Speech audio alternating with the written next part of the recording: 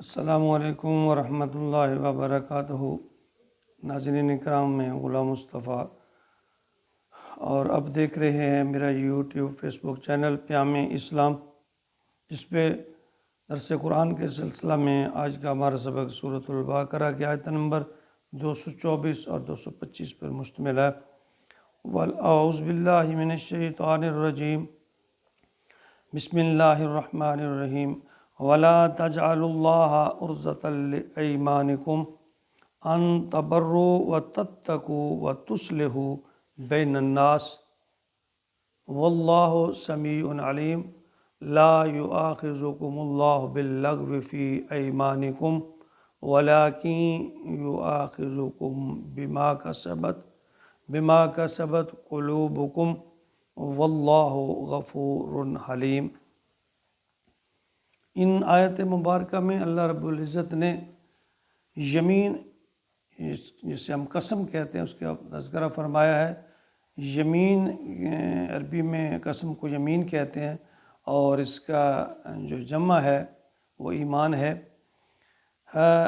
اس کی وجہ تسمیہ کچھ شان نزول کچھ اس طرح سے ہے کہ ایک مرتبہ حضرت عبداللہ بن رواحہ جو ہیں، انہوں نے قسم کھا لی کہ وہ اپنے جو بہنوئی ہیں نعمان بن بشیر، اس سے کلام نہیں کریں گے۔ کسی بات پہ طلق کلامی ہوئی تو انہوں نے یہ قسم اٹھا لی، میں ان کے گھر نہیں جاؤں گا، ان کی مخالفین سے صلح نہیں کراؤں گا۔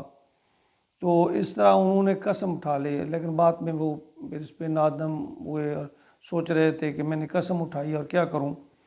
اور اسی طرح کا دوسرا جو واقعہ بیان حدیث مبارکہ میں آتا ہے کہ حضرت ابوبکر صدیق جو ہیں، وہ مصطح ایک یہودی تھا، اس نے جب حضرت امی عائشہ پر مشرکین نے تہمت لگائی تو یہ بھی اس کو ہوا دینے میں شامل تھا۔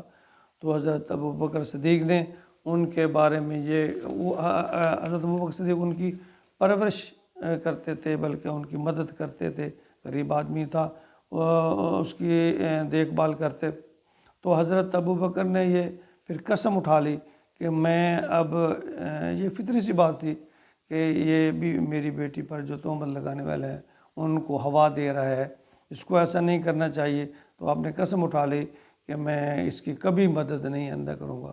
تو یہ واقعہ تو آئندہ سورۃ نور میں آنے والا ہے، لیکن یہ قسم کے بارے میں اللہ تعالیٰ کا یہاں پھر حکم ہے کہ کیا کرنا چاہیے۔ اللہ فرماتے ہیں وَلَا تَجْعَلُوا اللَّهَ عُرْضَةً لِأَيْمَانِكُمْ، اللہ کے نام کو تختہ مشق نہ بناؤ، یعنی اپنی قسموں کے لیے استعمال نہ کرو۔ اللہ فرماتے ہیں اللہ کے بہت عظمت والے نام ہیں، بس تم صرف قسموں کا ہی نظریہ نہ بنا لو۔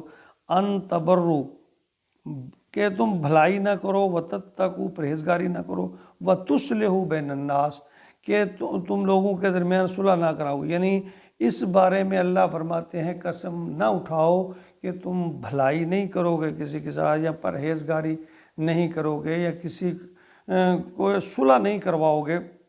اللہ فرماتے ہیں ایسی قسمیں نہ اٹھاؤ۔ واللہ سمیع علیم، اللہ فرماتے ہیں کہ میں سننے والا بھی ہوں اور جاننے والا بھی ہوں۔ یعنی اللہ رب العزت ایک مسلمان کی، ایمان والے کی یہاں تربیت فرما رہے ہیں کہ تم اپنے رویے میں تبدیلی کرو، کہ اپنی یعنی قسموں کے ذریعے برائی کی طرف مائل نہ ہو کہ میں کسی سے بھلائی نہیں کروں گا، کسی کے کام نہیں آؤں گا، یا صلح کسی سے نہیں کرواؤں گا۔ لا یؤاخذکم اللہ، اللہ فرماتے ہیں اللہ نہیں مواخذہ کرتا باللغو، جو لغو قسم فی ایمانکم، جو لغو قسم کی قسمیں ہیں، بے معنی قسمیں ہیں، جو بغیر ارادہ کے۔ آج کل ہم دیکھتے ہیں کہ بعض لوگوں کا یہ تقیہ کلام ہوتا ہے، واللہ، اللہ کی قسم، یعنی بات پر قسم اٹھانا، یہ بس ان کا ایک عادت میں شامل ہو چکا ہوتا ہے۔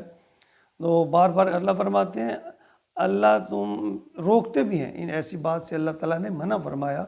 اللہ فرماتے ہیں کہ پھر بھی جو لغو قسم کی قسمیں تم کھا لیتے ہو ان پہ مواخذہ نہیں ہے، پکڑ نہیں ہے۔ وَلَٰكِن يُؤَاخِذُكُم، لیکن تمہارا پکڑ ہے اس پر، بِمَا كَسَبَتْ قُلُوبُهُمْ، وہ قسمیں تم ارادہ سے دل سے کھاؤ۔ اللہ فرماتے ہیں وہ قسم جو تم ارادتاً اٹھاؤ اس پہ مواخذہ ہے، اور جو قسم غیر ارادی طور پر بعض اوقات بھی انسان کی زبان سے نکل جاتی ہے بات، تو اللہ فرماتے ہیں ان پہ تو مواخذہ نہیں ہے، لیکن اس قسم پہ جو تم نے ارادتاً اٹھائی ہے اس پہ اللہ فرماتے ہیں پکڑ ہے۔ ایسی قسموں کو توڑ دو، پھر ان کا کفارہ ہے۔ اس کے آگے اللہ تعالیٰ کفارے کے بارے میں بھی جو اس کی تشریح اگلی آیت میں کریں گے۔ تو بہرحال اللہ فرماتے ہیں کہ پہلی بات تو یہ ہے کہ تم قسمیں اٹھاؤ نہیں اس طرح کی کہ جو بعد میں تمہیں پچھتانا پڑے، اور خاص طور پہ پھر ایسی قسمیں جو تمہیں لوگوں کے ساتھ بھلائی سے روکیں یا نیک کام کرنے سے روکیں یا صلح کرنے سے، باہمی لوگوں کے درمیان باہمی صلح کرنے سے۔ یہ تو بھلائی کے کام ہیں، اچھے کام ہیں، دینداری کے کام ہیں۔ اللہ فرماتے ہیں اس طرح کی جو قسمیں ہیں وہ کبھی نہ اٹھاؤ۔ پھر آگے یہ فرمایا کہ اگر تم غیر ارادی طور پر تم نے قسم اٹھا لی ہے، نکل گیا منہ سے، اس سے تو پکڑ نہیں ہے۔ البتہ اگر تم نے ارادتاً قسم اٹھائی ہے، پھر اس کی آگے قسم کی قسمیں ہیں یار، انشاءاللہ اگلی آیت میں ہم ان کا تذکرہ کریں گے، اللہ کہ کون کون سی قسم کس طرح کے ہے، اس کی وضاحت جو ہمیں حدیث مبارکہ سے یا علماء کرام سے ائمہ دین سے ملتی ہے۔ واللہ غفور حلیم، اللہ بخشنے والا ہے اور حلیم ہے۔ یعنی دیکھیں ہر بات پہ اللہ آیت کے جو آخری الفاظ ہیں اللہ ان پہ اپنے عظیم نام جو ہے وہ اللہ تعالیٰ نے بیان فرمائے۔ پچھلے فرمایا اللہ بخشنے والا ہے، اللہ محبت کرتے ہیں جو نیک ہیں، جو پاک ہیں، جو توبہ کرنے والے ہیں۔ پھر اللہ فرماتے ہیں جو ایمان والے ہیں ان کے لیے خوشخبری، اور آپ یہاں فرمایا کہ واللہ غفور الرحیم۔ پچھلی آیت میں فرمایا تھا کہ سمیع علیم، وہ سننے والا ہے، جاننے والا ہے، اور یہ آیت جہاں اختتام ہوتی ہے اللہ فرماتے ہیں واللہ غفور الرحیم، کہ اللہ تعالیٰ بخشنے والے بھی ہیں اور حلیم بھی ہیں، تمہاری باتوں کو برداشت بھی کرتے ہیں۔ تم سے اگر غلطیاں ہو جائیں تو اللہ اتنی جلدی پکڑ نہیں آتے، بہتر یہی اللہ فرماتے ہیں جب تم سے وہ غلطی ہو جائے کو اللہ کی طرف لوٹو، اللہ نبی صلی اللہ علیہ وسلم کے طریقے کی طرف لوٹو، فوراً اللہ سے توبہ کرو۔ اور یہی ہمیں طریقہ اختیار کرنا چاہیے کہ ہر وقت ہر لحظہ استغفار کرتے رہنا چاہیے۔ نبی اکرم صلی اللہ علیہ وسلم فرمایا کرتے تھے کہ میں دن میں کم از کم 100 مرتبہ استغفار کرتا ہوں۔ وہ ہستی جو گناہوں سے پاک ہے، اللہ ان کے قریب گناہوں کو نہیں آنے دیتے، معصوم ہے، کامل اور اکمل ہستی ہے، وہ فرماتے ہیں کہ میں ایک دن میں 100 بار استغفار کرتا ہوں۔ تو ہمیں تو ہر سانس میں، ہر لحظہ، ہر لمحہ اللہ سے استغفار کرتے رہنا چاہیے۔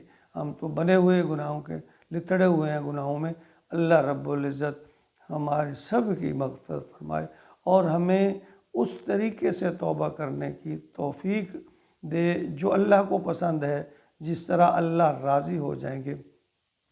اللہم اجعلنی من التوابین واجعلنی من المتطہرین واجعلنی من عبادک الصالحین واجعلنی من الذین ولا خوف علیہم ولا هم یحزنون، آمین یا رب العالمین۔